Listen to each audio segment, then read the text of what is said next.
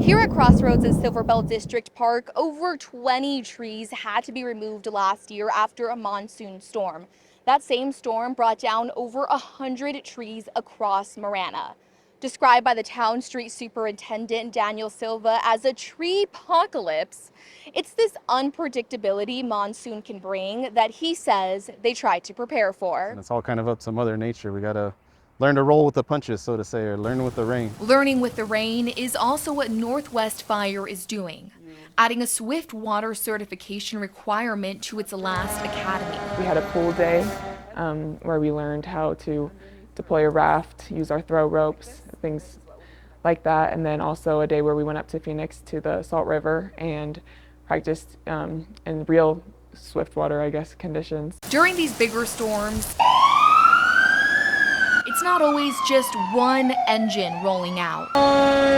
It usually becomes more than just one rescue.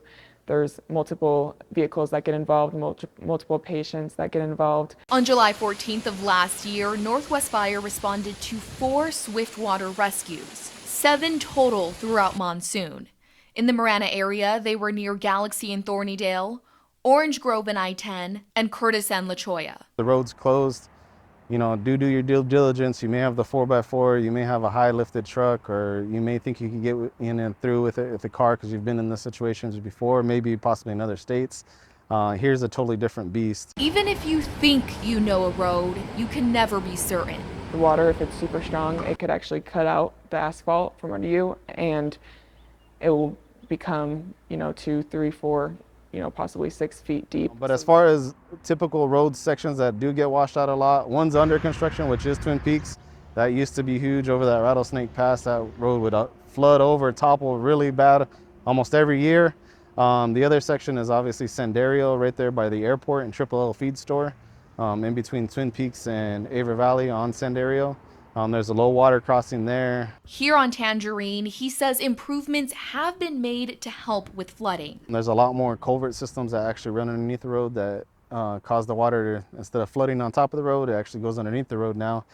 So there's a lot more drainage structures in place. But explains you never know exactly what monsoon will bring.